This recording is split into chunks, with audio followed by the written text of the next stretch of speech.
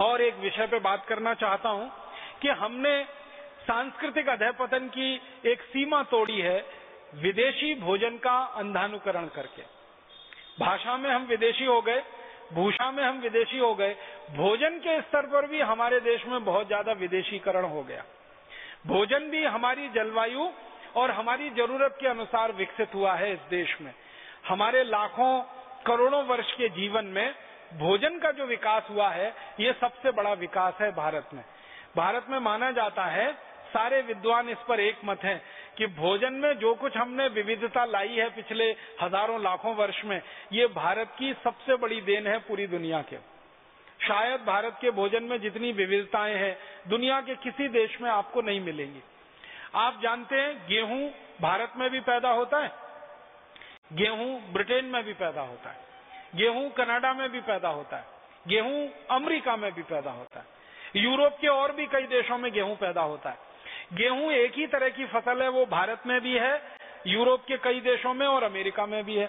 हम गेहूं का आटा बनाते हैं और आटे से फिर हम पूड़ी बनाते हैं, कचौरी बनाते हैं, हम पराठा बनाते हैं।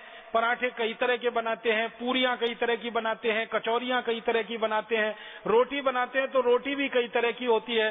कोई रोटी तंदूर वाली होती है, कोई रोटी चूल्हे वाली होती है, कोई रोटी गैस वाली होती है, तवे वाली होती है। तो रोटियों के बीसियों प्रकार हैं, पूड़ियों के बीसियों प्रकार है, कचौरियों के बीसियों प्रकार है, पराठों के बीसियों प्रकार है। माताएं बहनें यहाँ बैठी हैं, एक परत का पराठा, दो परत का पराठा, तीन परत का पराठा, चार परत का पराठा, ऐसे पराठे हमारे देश में घर घर में, गांव गांव, गली गली में इतने अद्भुत और इतनी विविधता वाले। हमारे पास क्या है? गेहूं का आटा। उसी गेहूं के आटे से खाने के लिए सैकड़ों तरह की चीजें हम बना सकते हैं, पूरी, पराठा, रोटी आदि के स्तर पर। यूरोप के पास भी वही गेहूं का आटा है, लेकिन उनके पास बनाने के लिए दो ही चीजें हैं, या तो पाव रोटी या डबल रोटी। दो ही चीजें हैं उनके पास। और उसको दो भी क्यों कहें, एक ही चीज है। पाव रोटी, डबल रोटी एक ही तरीके से बनते ही है, बहुत मामूली सा अंतर है। तो वो गेहूं पैदा करते हैं, गेहूं को पैदा करके आटा बनाते हैं, उस आटे से पाव रोटी, डबल रोटी के अलावा तीसरी रोटी बना ही नहीं सकते वो। हमारे यहाँ सैकड़ों किस्म की रोटियां, पूरियां, कचौरियां हम बनाते हैं। अब भारतवासियों का ये दुर्भाग्य है कि जिस भारत देश में हजारों साल से सैकड़ों किस्म के गेहूं के आटे से बनने वाले व्यंजन रहे हों, वो भारतवासी सवेरे से शाम तक पाव रोटी और डबल रोटी खाते हैं। वो pizza, burger, hot dog, cold dog, इन्हीं नामों पे हैं सब वो पाव रोटी और डबल रोटी।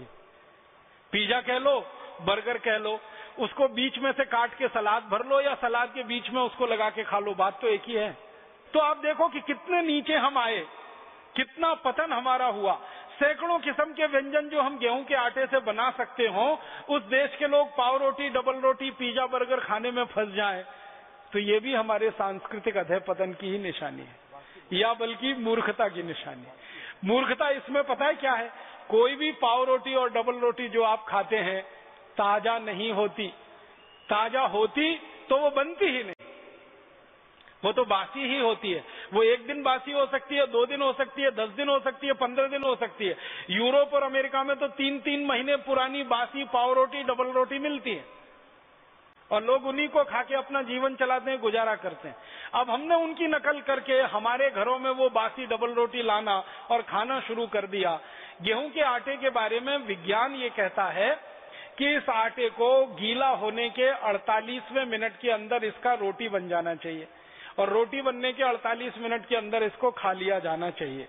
लेकिन पाव रोटी और डबल रोटी का अगर कहानी सुनना और गिनना शुरू करेंगे तो वो तो 10-20 दिन पुराना होता है। उसको खराब कर करके हम खा रहे हैं और फिर बड़ा शान महसूस करते हैं, अपने आप को बड़ा स्मार्ट महसूस करते हैं। हम पाव रोटी खाते हैं, डबल रोटी खाते हैं, स्मार्टनेस मानते हैं इसमें। अब ये सुपर इडियोसिटी है या स्मार्टनेस है, इसको तय करने की अभी जरूरत है। पढ़े लिखे घरों में, खासकर अंग्रेजी वाले घरों में, इस तरह के भोजन का इतना तेजी से प्रवेश हुआ है कि भारत का विविधतापूर्ण व्यंजन अब उनके घरों से गायब हो गए हैं, बाहर हो गए। अगर आप ईमानदारी से एक काम करें, हम में से कोई भी ये काम करे, जिस दिन हमारा जन्म हुआ और जिस दिन हमारी मृत्यु हो, ये सारे दिन हम गिन लें, उतने दिन हम नए नए व्यंजन बना के भारत में खा सकते हैं। इतनी विविधता इस देश में हजारों साल से उपलब्ध रही है। अब उस भारत में गिने चुने 2-4 व्यंजन जो अंग्रेजियत वाले हैं वो हमारे घरों में घुस गए। व्यंजन घुस गए, डबल रोटी, पाव रोटी, उसके साथ बिस्किट आ गया। जिस देश में ताजा रोटी बनती हो, ताजा भाकरी बनती हो, ज्वार की भाकरी बनती हो, बाजरे की बनती हो, मक्के की बनती हो, तीनों की मिलाकर बनती हो, उस देश के लोग बिस्किट खाने लगे, उस देश के लोग डबल रोटी और पाव रोटी खाने लगे। तो इससे ज्यादा शर्मनाक और कुछ हो नहीं सकता। तो भोजन के स्तर पर इतनी ज्यादा गिरावट हम में आ गई है। और इससे भी बड़ी एक गिरावट हम में आई है। हम भारत में इतने अद्भुत देश में रहते हैं जिसकी कल्पना किसी देश को नहीं हो सकती। हम भारत में ऐसे स्थानों पर रहते हैं जहां हमको ताजा सब्जी सुबह और शाम दोनों समय उपलब्ध होती है। भारत के किसी भी राज्य में आप रहते हो, ताजा टमाटर, ताजा मटर, ताजा गाजर, ताजा मूली, ताजा पालक, ताजा मेथी, ताजा बैंगन, ये सारी सब्जियां ताजी की ताजी सुबह भी मिलती हैं, शाम को भी मिलती हैं। और आपके घर तक आकर कोई देके जाता है। आप जानते ना, कोई ठेले वाला आता है, कोई खोमचे वाला, रेहड़ी वाला आता है और आवाज देके, बहन जी सब्जी ले लो, माता जी सब्जी ले लो, घर के सामने आकर आपकी घंटी बजाकर, आपका दरवाजा खटखटाकर, बोलकर, चिल्लाकर आपको घर में ताजा सब्जी देकर जाता है। ये सपना अमेरिका में रहने वाला कोई आदमी सोच नहीं सकता, देख नहीं सकता। यूरोप में किसी को कल्पना नहीं हो सकती कि सवेरे ताजा सब्जी, शाम को ताजा सब्जी कोई घर के सामने आकर दरवाजा खटखटाकर बोलकर देके जाए। अमेरिका में तो ताजा सब्जी लानी कल्पना की बात है, क्योंकि सब्जियां सब 7 से 15 दिन पुरानी मिलती हैं। इससे ताजा सब्जी तो कहीं मिल ही नहीं सकती। कोई कोई डिपार्टमेंटल स्टोर्स में 1-1 महीने पुरानी मिलती। और सब्जी लानी हो तो 20-25 मील से लेकर 100, 150, 200 मील तक कार चला के जाना पड़ता है, तब थोड़ी सी सब्जी आप ला सकते हैं। यहाँ घर के सामने कोई आपको सब्जी देकर जाता है, और सब्जी ही नहीं देता, आपका हालचाल भी पूछ लेता है। माता जी कैसी हैं, बिटिया आपकी कैसी है, तबीयत ठीक है कि नहीं ठीक है। आप सब्जी लो या ना लो, वो आपके घर की कुशल क्षेम पूछेगा, आप उसके घर की कुशल क्षेम पूछेंगे।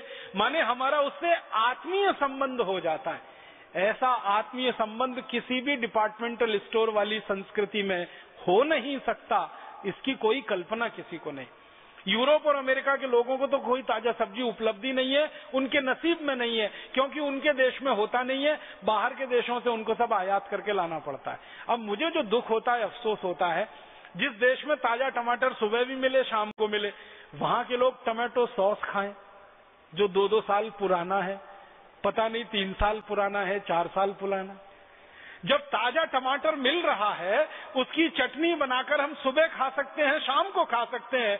हम बाजार में जाएं और Maggi hot and sweet tomato chilli sauce लेके आए, और फिर किसी से पूछे भाई क्या है, तो अंग्रेजी में कहते हैं इट्स डिफरेंट। वो डिफरेंस क्या है? उसमें 3 महीने पुराना सड़े गले टमाटर का रस, ये है डिफरेंस उसका। ताजा टमाटर हम खरीदें 8-10 रुपए किलो मिले, और टमाटो चिली सॉस खरीदें 200 रुपए किलो मिले, ये डिफरेंस है उसका। 8-10 रुपए किलो के ताजे टमाटर की चटनी बना के खाएं, कितना स्वाद आए, और उसमें प्रिजर्वेटिव मिला के जो जहर कैंसर पैदा करने वाले 3-3 महीने, 6-6 महीने, साल भर पुराना टमाटो सॉस खाएं, ये डिफरेंस है। माने मूर्खता की पराकाष्ठा हमने जो है ना लांग ली है। इतना हमारे भोजन में परिवर्तन आया। ताजा टमाटर चटनी की बजाय टमाटो सॉस हमारे घर में आ गया। ताजा गेहूं के आटे की रोटी की जगह हमारे घर में महीनों महीनों पुरानी ब्रेड और डबल रोटी आ गई। पहले हमारे घरों में माताएं और बहनें रोज चक्की चलाती थी, रोज ताजा आटा निकलता था। सुबह का आटा शाम को इस्तेमाल नहीं होता था, शाम का अगले दिन सुबह इस्तेमाल नहीं होता था। इतना ताजा आटा खाने वाले लोग हम रहे हैं, इसलिए ये देश बीमारियों से मुक्त रहा है और दवाओं की जरूरत हमको ज्यादा नहीं पड़ी है। जब से हमने आटा सड़ा गला खाना शुरू किया है, महीनों महीनों पुराना आटे की बनाई हुई चीजें खाना शुरू की हैं, और महीनों महीनों पुराने टमाटर का सॉस खाना शुरू किया है, हमारी बीमारियां बढ़ी हैं और चिकित्सा का खर्चा बढ़ा है। घर का बजट तो बढ़ा ही है, बीमारियों का भी बजट बढ़ा है और खर्चा उसकी